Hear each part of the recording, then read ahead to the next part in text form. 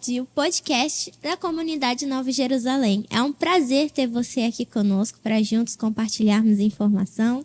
E desde já quero te pedir para que você possa curtir esse vídeo, possa se inscrever no canal e também possa compartilhar com seus amigos. E te peço também para que você fique ligadinho no nosso Instagram, que lá sempre tem novidades de tudo que tem rolado aqui no nosso Comum Pod. E hoje temos mais um convidado especial, uma pessoa que veio aqui preparado para trazer muita informação para vocês. Gostaria de apresentar para vocês a Alessandra Veiga, que ela é psicóloga, graduada em psicologia pela Faculdade Catedral de Boa Vista, Roraima, especialista em saúde da família pelo Centro Universitário de Araraquara, São Paulo, especialista em educação permanente em saúde pela Universidade Federal do Rio Grande do Sul e em psicologia clínica pela Faculdade Serra Azul de Minas Gerais e pós-graduando em neuropsicologia e psicologia jurídica pela Uniara São Paulo. Que currículo grande! Bem-vinda, Alessandra. É um prazer ter você aqui conosco nessa tarde para essa gravação do Comum Pod. Obrigada por aceitar o nosso convite. Muito obrigada, eu que agradeço. É uma satisfação estar aqui, é sempre muito importante, é satisfatório poder falar sobre temas tão importantes e relevantes. Bom, nós que agradecemos por você vir aqui conosco.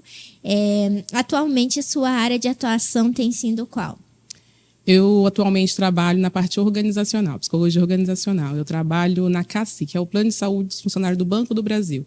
Então, hoje, eu acompanho todos os funcionários do Banco do Brasil na parte de saúde mental, a nível do estado de Rondônia. E também atuo na clínica, né? Hoje, o atendimento clínico ele acontece aí, com todos os públicos a partir dos 13 anos de idade. Então, boa parte do meu público hoje se faz do público adolescente. E a gente tem uma autoprocura? Ou você acha que ainda é pouco comparado à necessidade?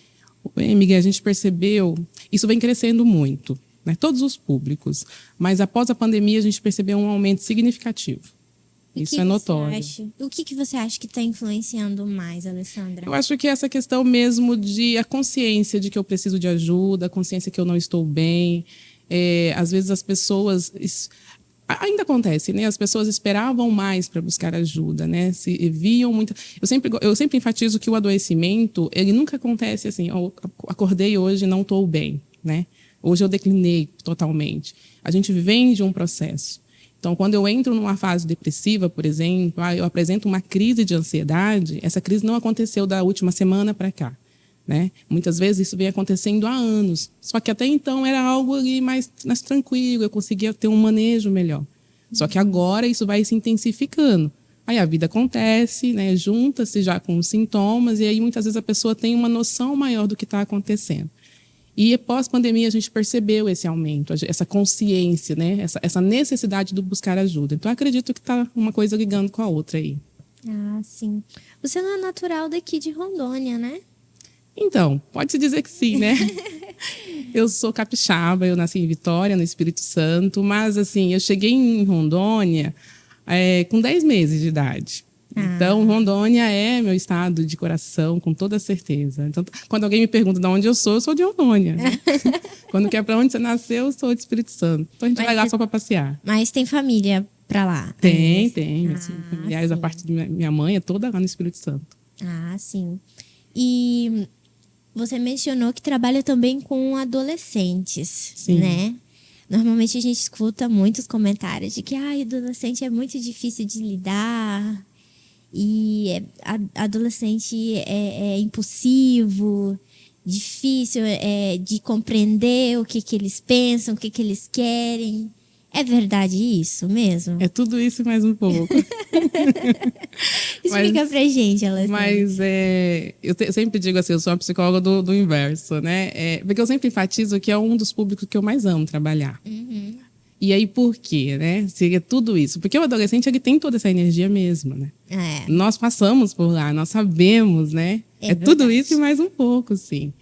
Mas é um público que traz muita verdade. Isso é o que mais me encanta no adolescente.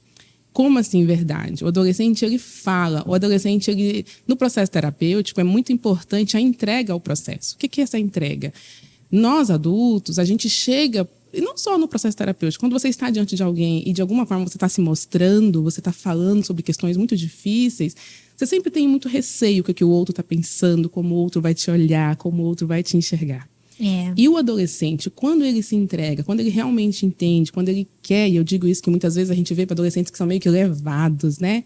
Mas quando ele se encontra, quando ele estabelece um vínculo no processo terapêutico com o profissional, ele fala, ele se abre. E isso é, assim, é encantador no processo. É muito legal trabalhar com adolescente, porque ele fala, ele não está com receios. E quando essa fala acontece de uma forma aberta, sem receios do que você está pensando, porque ele não se preocupa com o que você está pensando, ele simplesmente coloca para fora, até como uma forma de, tá aí, e agora? É isso que eu penso, e agora? Né? Então, ele coloca mesmo. Então, é esse momento para o profissional, para um psicólogo trabalhar, é maravilhoso, porque aí sim você consegue ter mecanismos, instrumentos, e é como se você pegasse na mão dele e falasse, vamos olhar junto, o que nós temos aqui, né?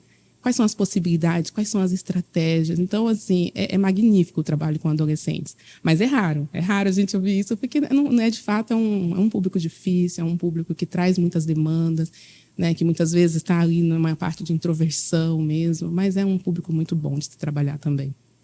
Normalmente, a fase da adolescência é a fase onde a comunicação entre pais e filhos ela está meio que debilitada, exatamente porque aponta-se isso, de que é uma fase muito difícil de tentar lidar pensamentos. O adolescente ele começa a ter seus próprios pensamentos sobre o que ele gosta, sobre o que ele quer, né mesmo?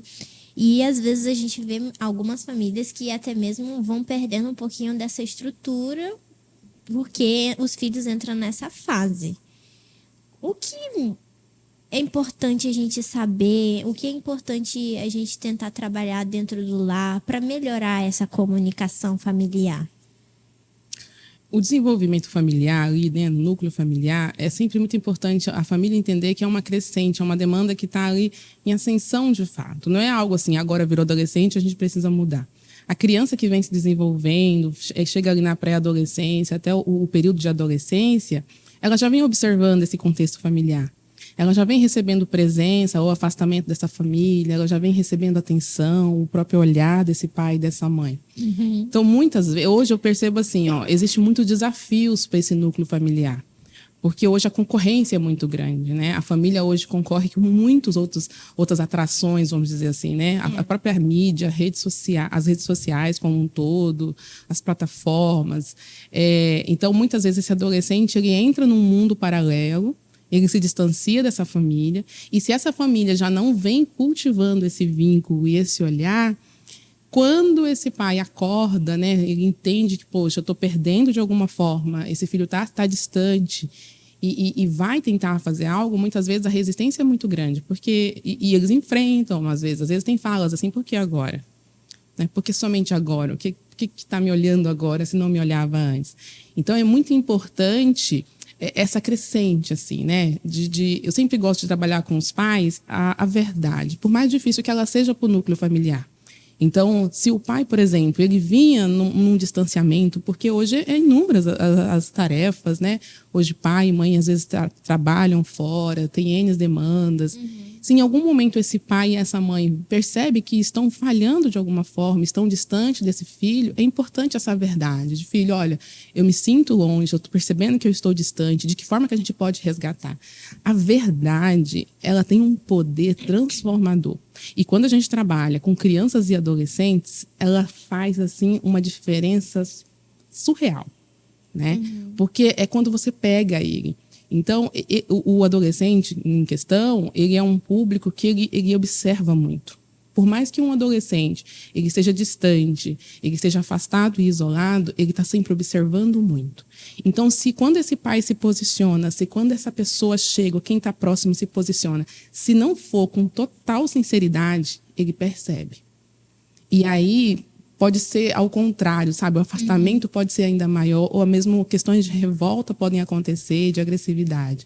Então, é importante que esse autoconhecimento, às vezes a gente percebe assim, pais que buscam um suporte terapêutico, para conseguir chegar nesse filho, para lidar, porque muitas vezes esse pai e essa mãe também vêm de um contexto difícil lá na adolescência, né?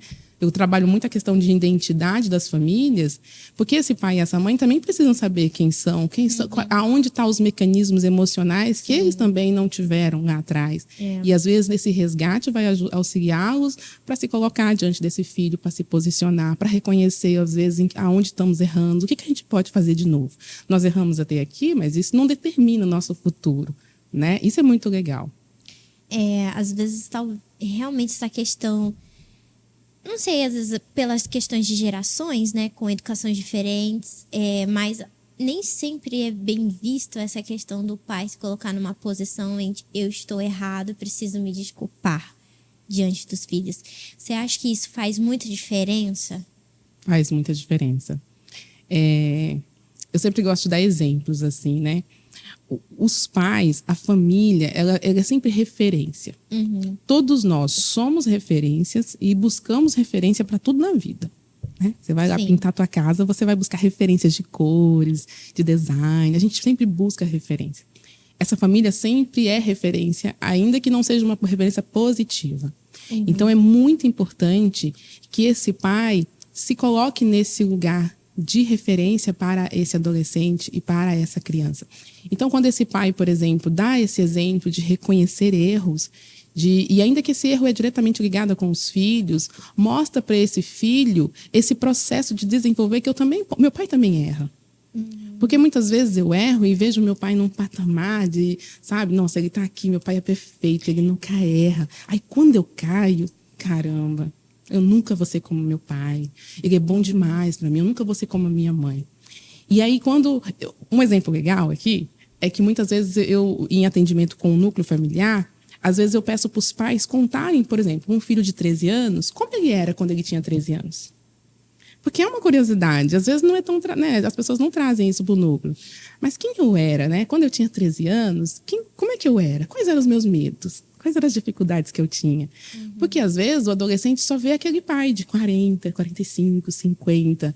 Então, ele não tem essa dimensão. E quando um pai fala assim, olha, filho, sabe essa situação que você está passando? Nossa, eu também passei por uma situação semelhante. Sério, pai? E como que você lidou com isso? Eu senti medo, senti receio. Eu também achei que eu não ia conseguir. Mas eu consegui. Como você conseguiu? Nossa, é uma construção tão legal do que quando o filho está aqui, o pai está lá, sabe? Naquele lugar que parece que eu nunca vou chegar. Então, quando eu entendo que esse meu pai é tão humano quanto eu, que ele também cai, mas ele tem a capacidade de reconhecer, de crescer, e o quanto ele cresce quando ele reconhece isso, ele entende que ele também pode, ele também consegue. E além dessa capacidade cognitiva, intelectual, de potência, essa proximidade e vínculo é surreal, é magnífico isso aí. É um tema assim, apaixonante mesmo, essa construção do familiar, o fortalecimento do núcleo familiar. E até porque mesmo dentro disso, eu acredito que dentro desse espaço de conhecimento, de entender que os pais também passaram pelas mesmas situações que o adolescente passou, ele entende que está vulnerável, que sentir medo, sentir raiva, não é um problema. Né? Até mesmo isso ali ajuda num processo de autoconhecimento emocional e pessoal, não é mesmo? Exatamente. E normalmente a gente vê que a adolescência tem muito essa questão das amizades. Como lidar com isso? A gente sabe que nem sempre os amiguinhos que vão estar ali lado a lado com os filhos vão ser de boa índole. Que maneira se comportar? É proibir?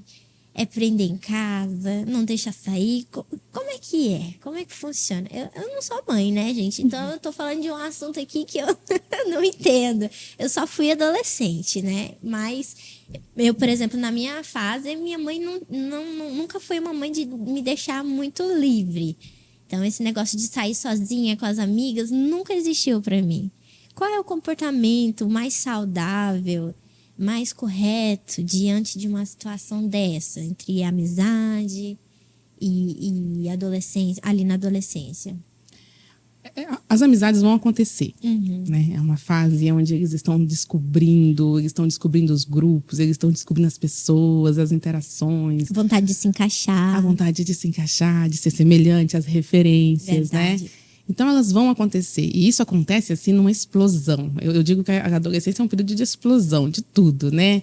Eu amo, eu odeio, eu tô apaixonado. 880 é muito rápido. Não tem ali um meio termo. Dificilmente. Quando acho que todo mundo tá acordando, talvez, tem ali, né? Um meio termo. É verdade. Então, assim, é um processo que vai acontecer, é um processo saudável, faz parte.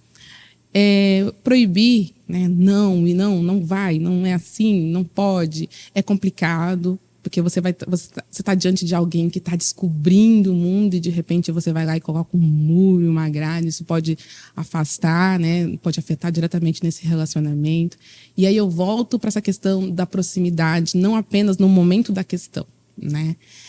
Tem até uma frase popular que as pessoas falam, olha, um momento de consertar o telhado é quando não está chovendo, né? Então, muitas vezes, os pais se posicionam diante sempre de uma situação ali, né? Aconteceu alguma coisa, ele identificou um amiguinho que não é legal, não tem ali uma boa índole, não, você não vai e tal. Se você vem construindo esse processo de diálogo, de construção com esse adolescente, você não estabelece esse olhar, você senta com ele para verificar isso. Sabe? Você estuda possibilidades. É como se você estivesse, por exemplo, numa livraria escolhendo livros e você não simplesmente fosse colocando para ele, ó, você vai ler esse aqui não. Você vai dar a oportunidade de pensar junto. Por que a gente vai ler esse livro? Né? O que tem de legal nesse livro? Vamos ver um pouquinho aqui? Então, é essa construção diária que vai fazer com que esse filho também tenha condições de entender os receios, os medos. Né? Por que eu tenho medo, né, de estar dentro de um grupo, por exemplo? Esse grupo, ele está me favorecendo de que forma? Então, é pensar junto, essa construção do pensar junto. Mas, mais uma vez, eu volto a falar, não é algo que eu estabeleço hoje. Senta aqui, vamos conversar a partir de agora. Tá? É uma construção. Essa conversa não tem que existir só quando eu quero te colocar limites. Essa conversa tem que acontecer quando eu quero te ouvir. Quando eu quero saber o que você está sentindo. Essa conversa tem que acontecer quando nós não temos nada para falar, sabe? A gente só senta para falar sobre qualquer coisa, sobre o que vem à mente. Então, quando essa conversa, quando esse diálogo acontece, assim, esporadicamente... De forma natural. Né? De forma natural, exatamente, sem ser forçada. Quando o papo tem que ser sério, ele também acontece. E você tem um respeito desse filho, ainda que não seja do agrado dele. Ainda que ele sofra. Lembra quando eu falei agora há pouco de quando o pai fala para o filho, né, de coisas que aconteceram quando ele tinha idade semelhante? Os pais também, nesses momentos, podem mostrar para o filho situações semelhantes. Olha, eu tive amigos, às vezes eu achei que esses amigos eram amigos, depois eu descobri que não eram, me decepcionei. Então, assim, dentro da linguagem do adolescente ou da criança, dentro do que realmente se pode passar, a informação que é necessária, toda a construção que surge do diálogo, do olhar verdadeiro, né, que realmente seja de muita verdade, de muita sinceridade, ainda que seja nos momentos de impor limites, não tem aquela questão do afastamento pós-conversa. Ainda que eu saia ferida com você, eu saio para pensar, porque eu sei que você me ama. É diferente do que, não, você me odeia porque você não quer que eu saia com os meus amigos, você está colocando limite, está me afastando das pessoas que eu amo. Não, é uma reflexão porque eu sei, eu conheço você, porque você anda comigo todos os dias. Você não é só minha mãe ou só o meu pai. É diferente. Entendi. Não é fácil, mas é diferente. Eu imagino que não. Alessandra, como alguém que trabalha muito nessa questão do núcleo familiar, a gente vê que a estrutura familiar hoje ela é muito diferente. A gente tem um número bem grande de filhos que crescem com pais separados, né? Que tem a guarda compartilhada, às vezes passa alguns dias com o pai, outros dias com a mãe e assim sucessivamente. E às vezes essas crianças acabam absorvendo muitos traumas. E o que às vezes está faltando ali para suprir um pouquinho disso? Tá faltando, às vezes falta tanta coisa, né? É verdade. Olhando de uma forma geral, todo núcleo familiar que existe um rompimento, que se desfaz, ele tem um poder negativo muito grande sobre a família como um todo. As crianças sofrem muito, os adolescentes sofrem muito. E muitas vezes esses adolescentes já vinham, né, acompanhando, né, esse desgaste e tudo mais. Muitas vezes essas separações, além de já serem muito pesadas, muito difíceis, né, para uma cabecinha de 12, 13, 14 anos de gerir, já é tão complicado para os adultos, né? Essa digestão das emoções, o que eu estou sentindo, quem que é certo, o que é errado aqui nesse meio. Então, muitas vezes a gente vê esse adulto que também está machucado, que também está ferido muitas vezes, que está sofrendo, independente do porquê, que também está sofrendo, às vezes solta falas, né, contra um ou contra outro e coloca essa criança ou esse adolescente num espaço que não lhe cabe, que é o espaço de julgar. Né? Então, assim, tá vendo? Ó, o teu pai, olha a tua mãe, isso, aquilo. É porque você é assim, porque você parece com a tua mãe ou com o teu pai. E o entendimento de que essa criança é 50-50, né? Ela não pode ter um olhar de escolha, né? Eu amo mais esse ou mais aquele. E muitas vezes essa criança, por estar com a mãe, por exemplo, ela quer mostrar para essa mãe que ela tá ali com a mãe, né? E sente peso às vezes porque ela também ama esse pai. Então, esse é um lugar que muitas vezes as crianças e adolescentes são colocadas e que vai interferir demais lá na frente. Está interferindo no agora, mas muitas vezes eu, enquanto mãe, posso estar prejudicando grandemente a família do meu filho, o casamento do meu filho, né? A estrutura emocional que ele vai desenvolver e que ele precisa lá na frente. Sim. Então, entender que, independente dos motivos, né, que levaram a essa separação, a esse desgaste familiar acontecer, esse respeito e transparência na questão de que não impor a essa criança um lugar de escolha, de amar mais A ou mais B, né? De saber que independente é o seu pai, é a sua mãe, né? De que forma que nós vamos, né, nesse momento estruturar, né? Eu gosto muito dos acordos. Eu acho que os acordos são muito importantes em todos os processos, né? Em todas as fases, em todos os relacionamentos, né? As relações. Então, não somente o acordo que é feito judicialmente, mas de que forma que nós vamos fazer para não prejudicar esse adolescente nesse contato com o pai, nesse contato com a mãe. Quem vai ser esse adolescente agora nesse novo contexto, nessa nova casa? E na cabeça do adolescente é realmente muito difícil. Porque agora muda tudo, muda casa, muda comportamento, muda muitas coisas. Uhum. Mas todas as vezes que esses pais têm maturidade suficiente para, mais uma vez, né, sentar com esse adolescente e ter um diálogo aberto, e se esse diálogo não pode acontecer em conjunto, né, mas eu posso sentar ali, a mãe com o filho, o pai com o filho, e sentar e conversar abertamente. De que forma? E eu gosto muito assim, não apenas a imposição. O adolescente, a criança também, né? Mas o adolescente, até por ter uma consciência maior, fazer parte dessa construção. Sabe quando eu não só determino o que vai ser feito ou como vai ser feito, mas eu dou a ele essa oportunidade dele também dizer como ele gostaria que fosse a partir de então, quais as possibilidades, quais são as estratégias que nós vamos ter agora. Olha, para mim está sendo difícil. Até porque isso dá uma oportunidade do próprio adolescente entender o que é independência, né? De você ter o espaço de você escolher também, né? Exato. De poder se abrir e falar, eu penso dessa forma, né? E sentir parte também, né? Sentir que parte. Ele é envolvido. Ele é o envolvido. E muitas vezes é o que mais sofre numa situação como essa. E parece que muitas vezes é o que é mais ignorado. Às vezes só chega o resultado. Só chega o resultado. A gente atende famílias que já estão num processo de separação. Os pais já estão separados, mas os filhos, assim, teoricamente não sabem.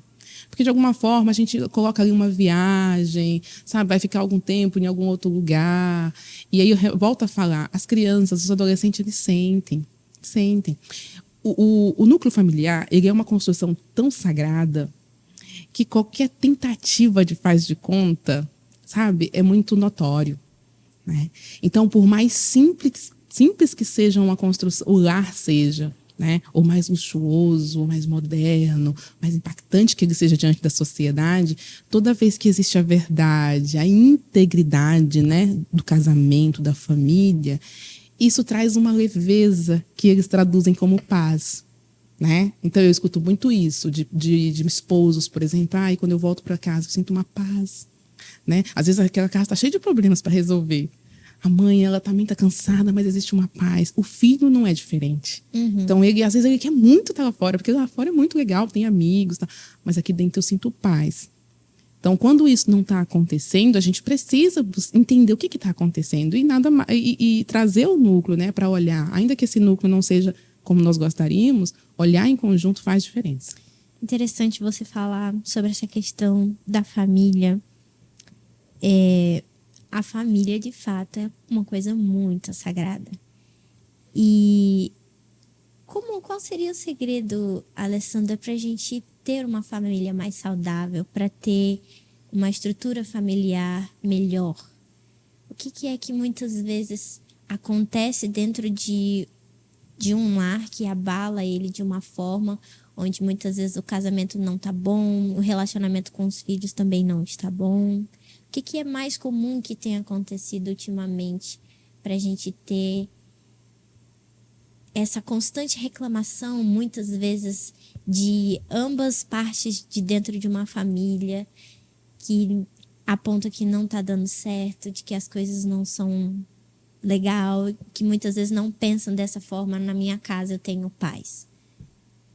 Tem 3 palavrinhas que eu trago muito para todos os contextos de trabalho, né?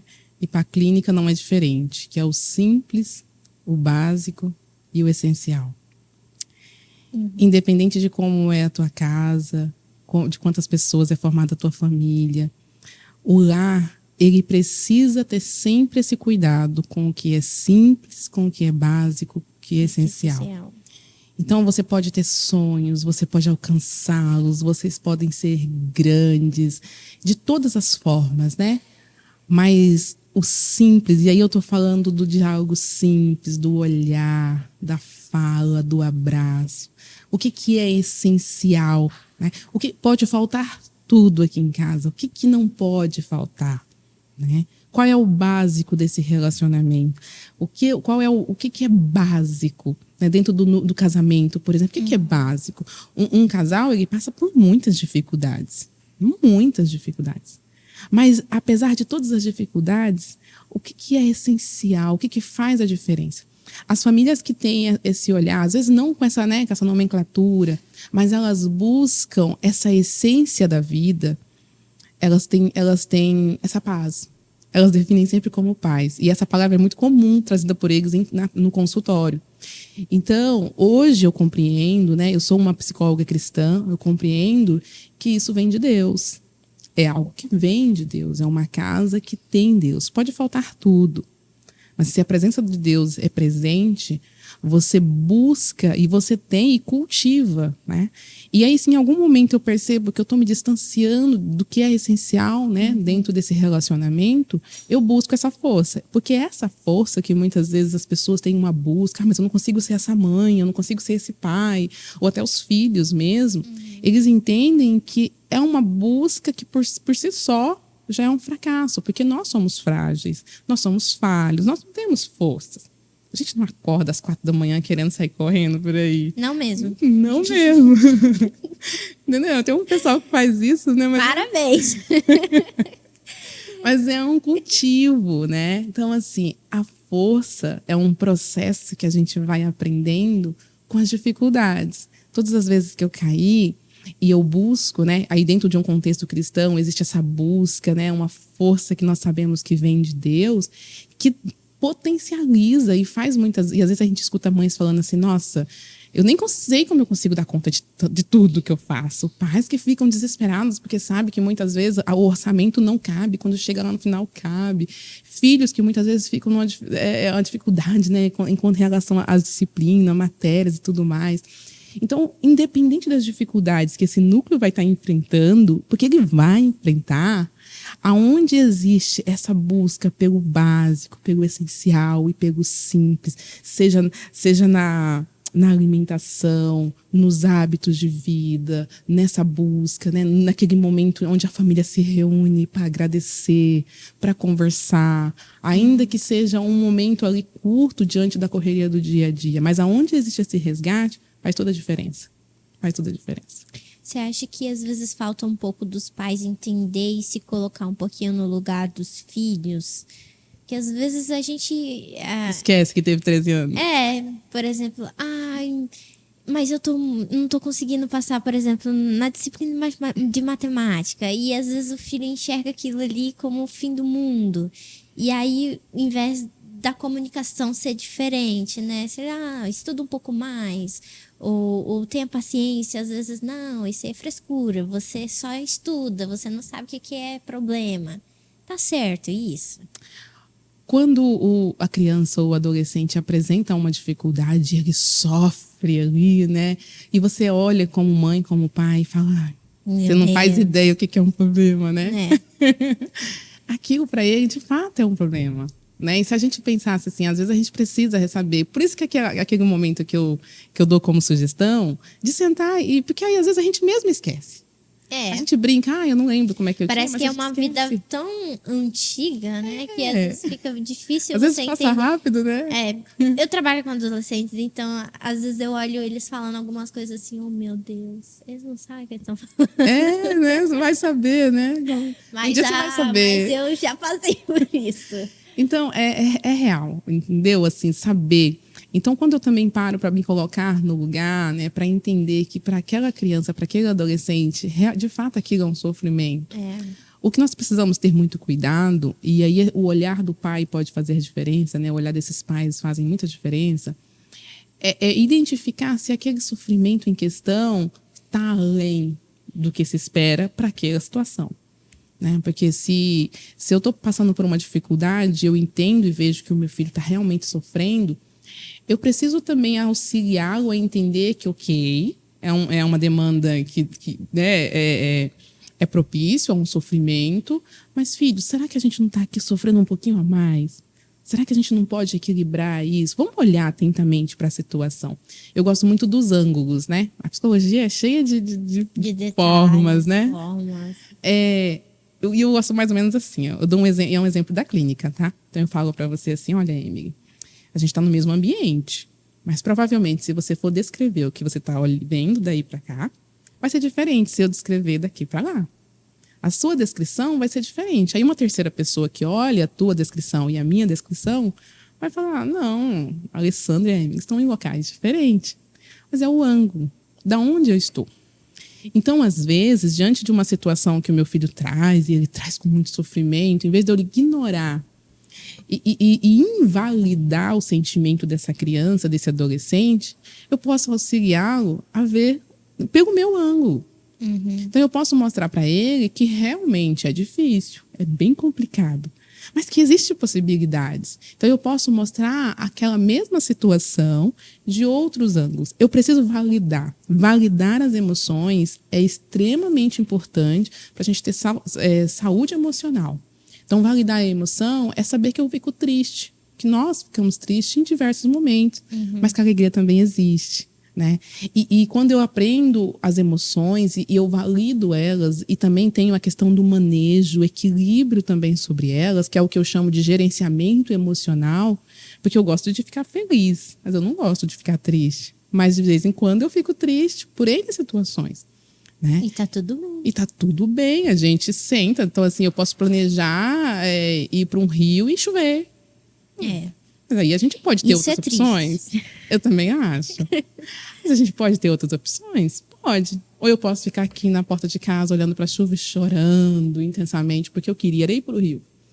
Mas quem sabe a gente não pode aproveitar hoje para ter um dia de pipoca, assistir um filme, a gente conversar, brincar de um jogo de tabuleiro. E aí eu descobri que, uau, não é que foi melhor do que eu ter ido para o rio? Porque a última vez que eu fui para o rio eu não me diverti tanto assim.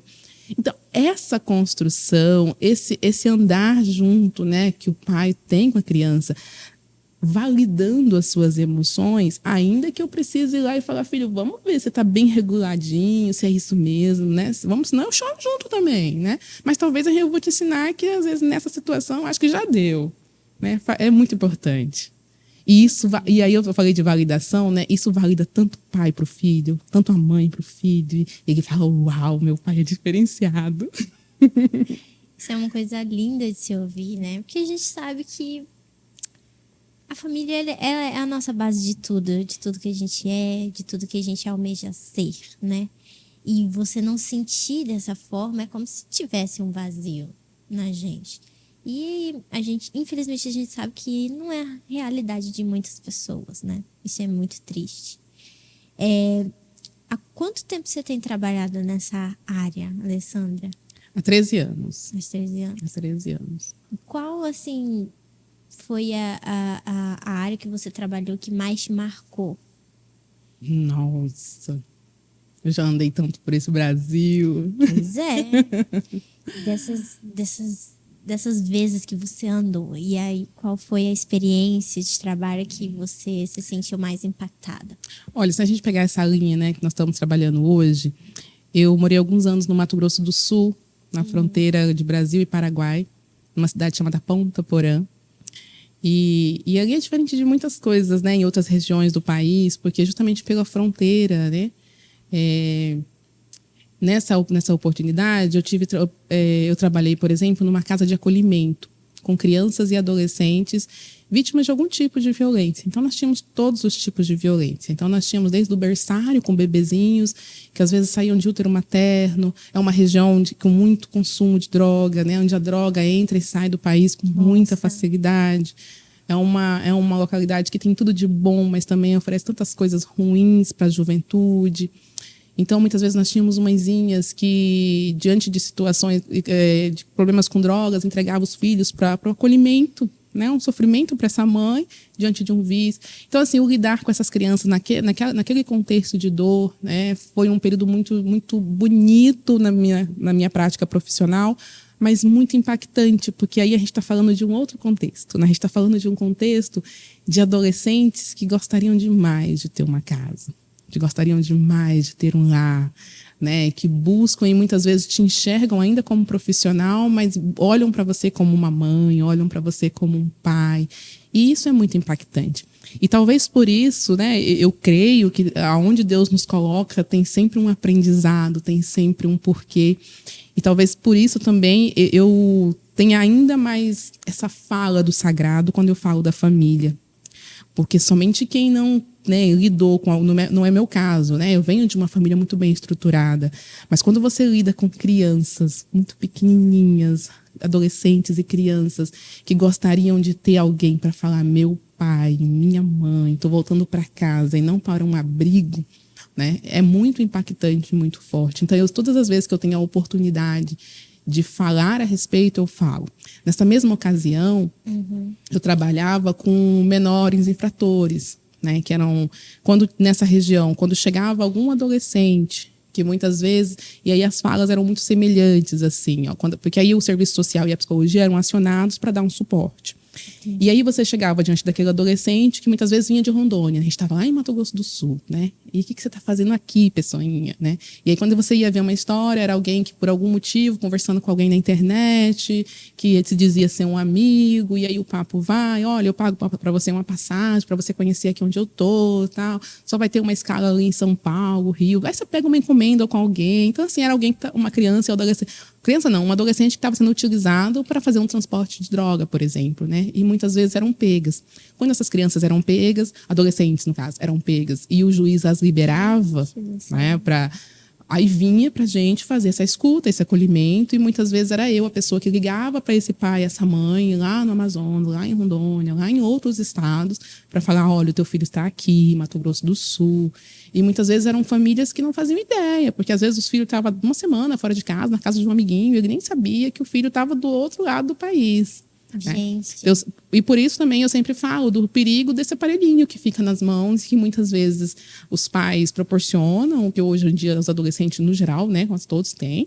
E aí muitas vezes está conversando com pessoas e nem sempre é quem eu acho, né? Eu entro em grupos, entro em movimentos, em tribos. Então, é muito perigoso. Então, esse foi um período na minha vida profissional que eu trabalhei muito diretamente com esses dois contextos, né?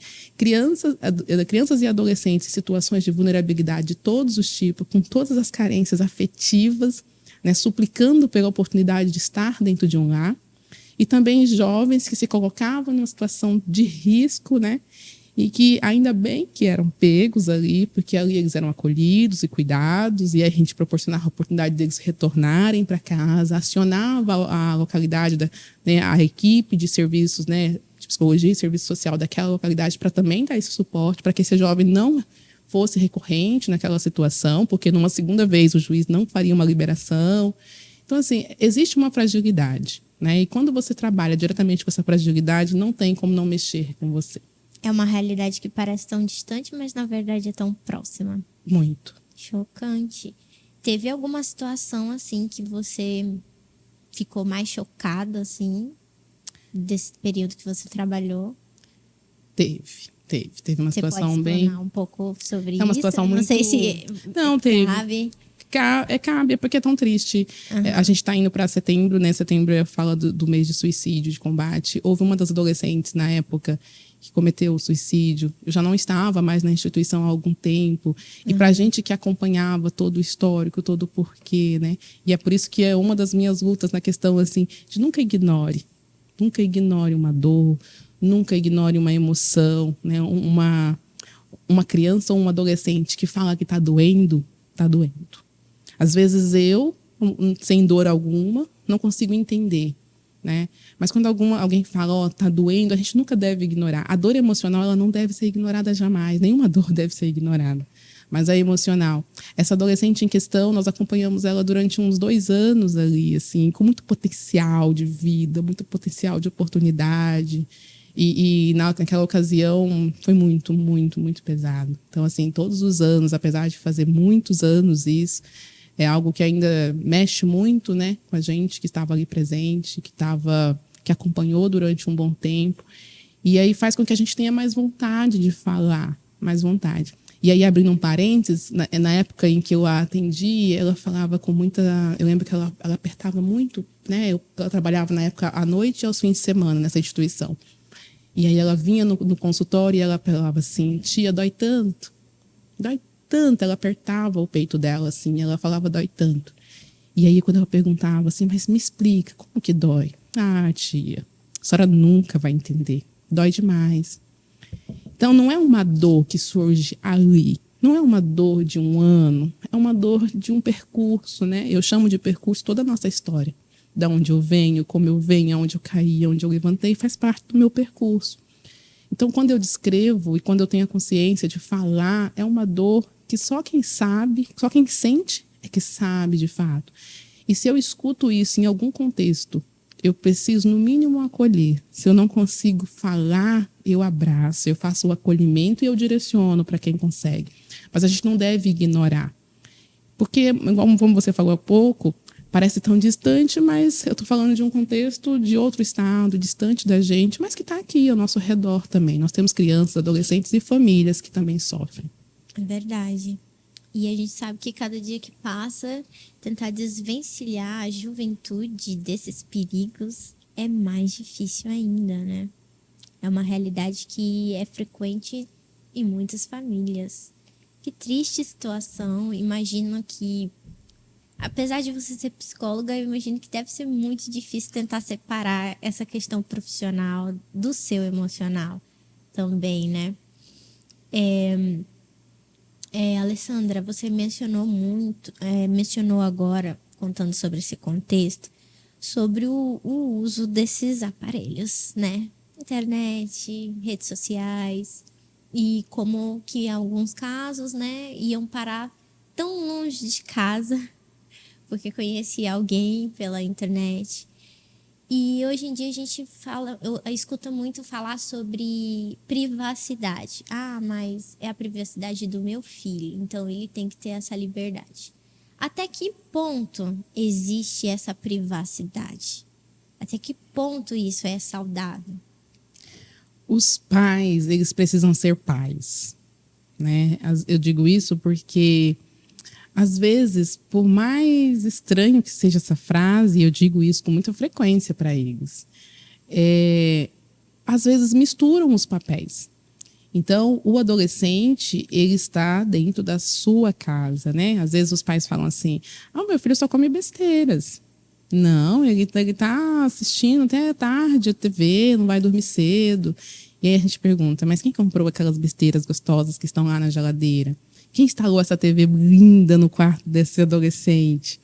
Então, a gente precisa ter essa questão de saber os papéis. Então, por mais que a gente está falando assim, de proximidade, né, de andar junto, de caminhar, de construir, inclusive, fazer acordos onde o filho participa e tem a voz, esse pai e essa mãe precisam saber que ele é o pai e ela é a mãe. Eles precisam ter esse papel e isso tem que ficar claro para essa criança, para esse adolescente.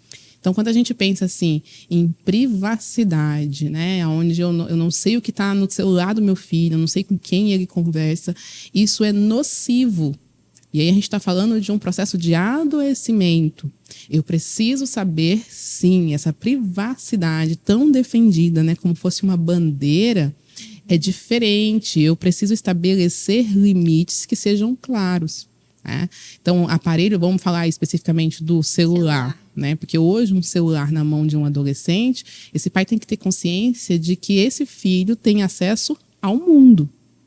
Então, ele tá quietinho lá no quarto dele. Nossa, ele é um anjo, ele tá quietinho, é tão bom, ele não sai de casa. Não, ele tá andando no mundo inteiro.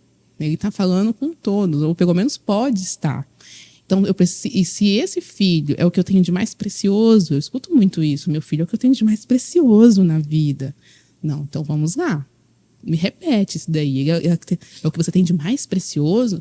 Então, quando você tem algo muito precioso, imagina, um diamante.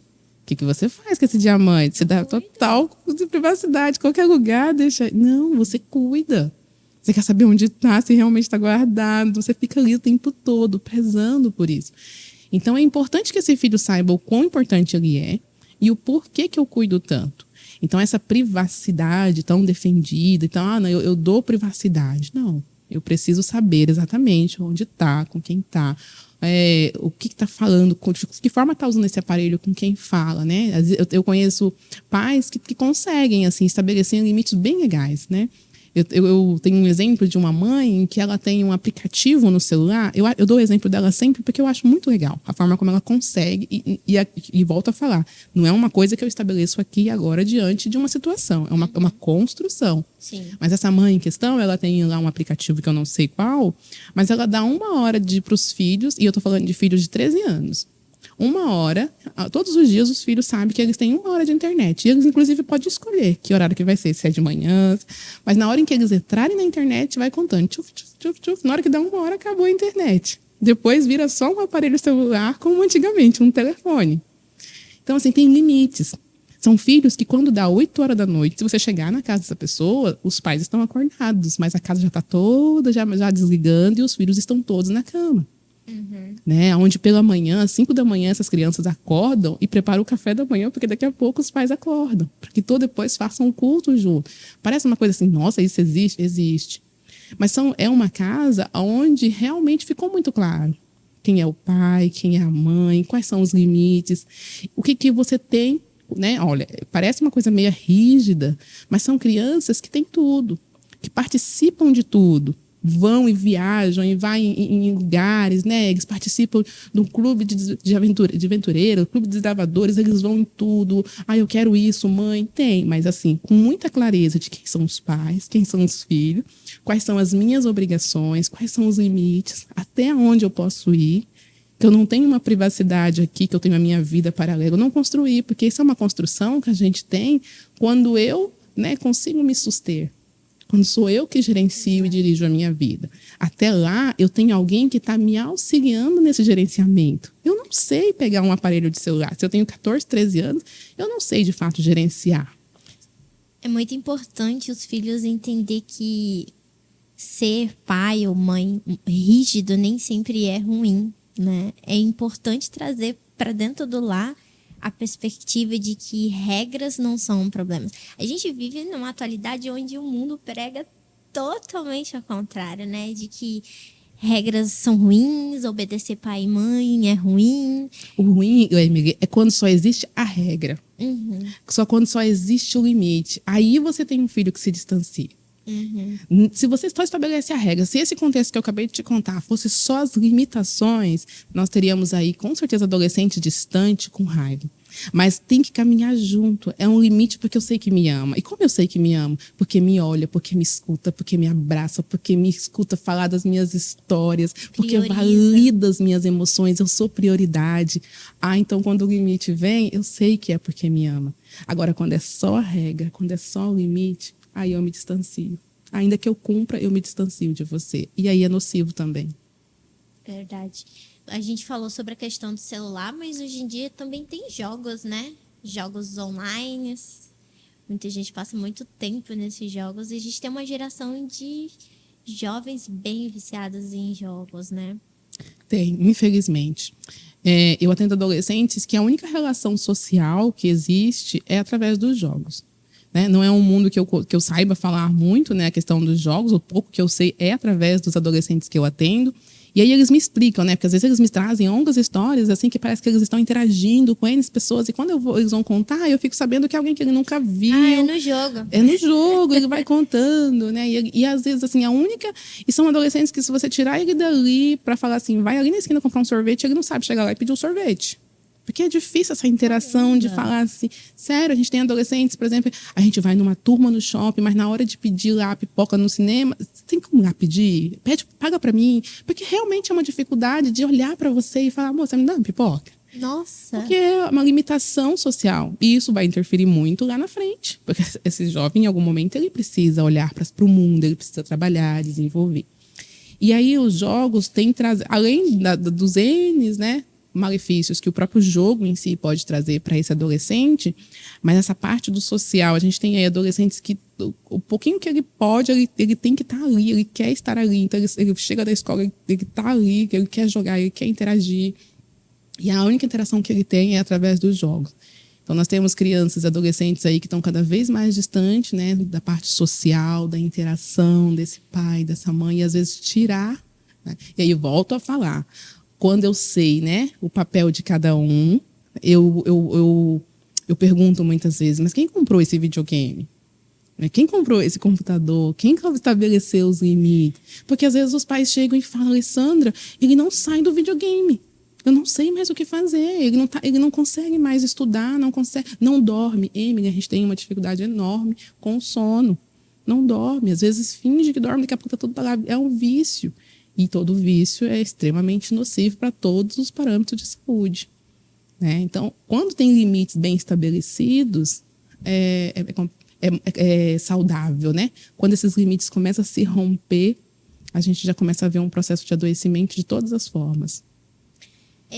Eu não lembro qual foi a pesquisa que eu li, mas que falava que a quantidade de adolescentes que a gente tem com depressão e ansiedade são altíssimas. Acho que foi até o Henrique, recentemente, num podcast que a gente gravou também, que ele pontuou sobre isso. Todas essas coisas que a gente falou aqui hoje, sobre a questão familiar, sobre o uso de tela, sobre videogame, você acha que todas essas coisas, elas têm influenciado muito para que esses níveis de ansiedade e depressão na vida do adolescente aumentassem? Tem influenciado. Eu gosto muito de trabalhar e falar sobre a importância das emoções, né? Porque desde sempre você vê os bebezinhos já com a capacidade, né, de desenvolvimento das emoções e isso vai gradualmente se estabelecendo. Quando essa criança, esse adolescente, ele já vem de um ambiente que não proporciona a ele o que eu chamo de gerenciamento emocional, isso começa a ficar confuso na mente dessa criança. Né? A gente tem aí alto índice de adoecimento entre os adolescentes. E aí a gente vê isso ficando, não somente entre os adolescentes. A gente não via, por exemplo, casos até então tão presentes entre crianças. Não estamos falando de crianças de 8, 9, 10 anos que também apresentam tendência e ideação suicida. Né? Grande parte dos adolescentes que eu atendo, e aí eu posso falar assim, 90%, existe uma entrevista que eu faço no primeiro atendimento, que fosse ali uma mini anamnese, uma entrevista, bem resumidamente, assim, com informações básicas para o meu atendimento, e lá tem ideações. Em algum momento eu tive uma ideação, uma vontade de morrer, um desejo de morte, eu penso a respeito, e grande parte Às vezes eles falam assim, coloca aí que não. Né? É algo presente, existe um entristecer dentro da minha alma que às vezes eu não consigo entender.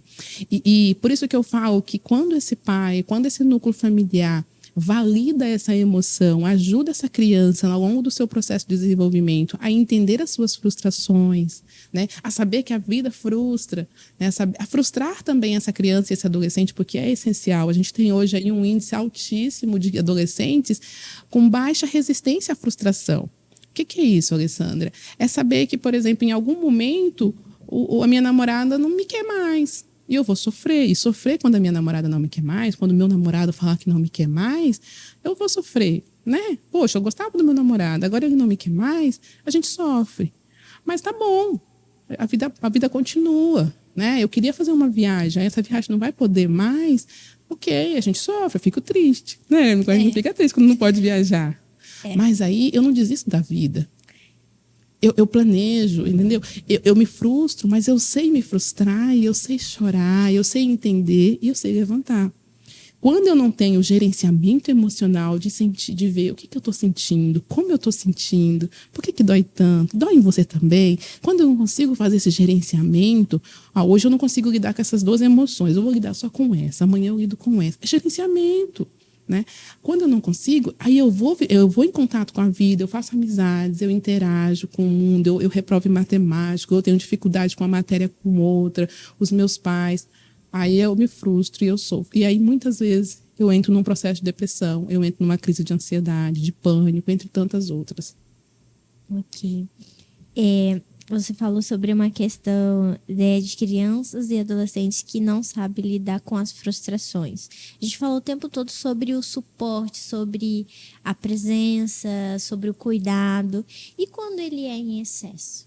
Tipo aquela criança que cresce tendo tudo e o foco e a atenção é toda nela. Aí chega na fase da adolescência e começa a conhecer o mundo, começa a conhecer a personalidade das outras pessoas e ver que a vida não é só assim. Quais são os malefícios disso também? São muitos os malefícios, né? Eu até falei há pouco que eu gosto muito de trabalhar o processo de identidade. Esse pai e essa mãe precisam saber que por que eu cuido tanto? Por que eu não deixo cair ali? Eu não estou falando de uma queda, né? De um grande sofrimento. Mas por que eu fico o tempo todo protegendo? Porque muitas vezes esse autoconhecimento eu preciso buscar para entender. Porque pode ser uma falta, pode ser algo, um vazio que eu também sinto, mas eu não quero. Às vezes a gente escuta muito assim, eu não quero que meus filhos passem por tudo que eu passei. Né? E não necessariamente teus filhos, porque às vezes o que você passou foi muito cruel, foi muito difícil. Não é isso, porque assim a gente vai para extremos. Né? Uhum. Quando você vai fazer um exame laboratorial, por exemplo, tudo que tiver para cima ou para baixo não é bom, entendeu? Os extremos, as taxas precisam estar aqui, né? Na medicina, a gente chama de homeostase, esse equilíbrio. E aí o equilíbrio não é estático também, né? Ele está sempre aqui. Então, as taxas, os níveis precisam ser em equilíbrio. Se eu tenho um cuidado, mas esse cuidado ele é excessivo, ele é extremista, a gente precisa pensar assim. Porque, às vezes, não é simplesmente mudar o comportamento que eu estou tendo com meu filho. É entender o porquê que eu tenho tanto medo. Hoje, às vezes, a gente tem crianças e adolescentes que dormem na cama dos pais porque precisam ficar ali. E aí vai afetar o relacionamento. Então, assim, eu preciso entender que essa criança... Eu dou até o exemplo da criança quando está aprendendo a caminhar, que ela levanta, e às vezes ela cai, e ela vai com a mãozinha. E todas as vezes que ela levantou e que ela caiu, por mais difícil que deve ser para a mãe ver a criança tentando caminhar e cair, aquele cair, ele é tão importante para fortalecimento da musculatura, das perninhas da criança. E toda vez que ela levanta de novo, né, ela levanta mais forte, vai desenvolvendo. Aí um belo dia ela começa a caminhar. Quando a gente fala de questões emocionais, é a mesma coisa. Toda vez que uma criança, um adolescente se frustra, é difícil. E para quem ama e está observando, é muito difícil. Só que eu preciso entender que é necessário. Então, se eu vou ali e falo assim, poxa, filho, é difícil, né? Mas vai dar certo, né?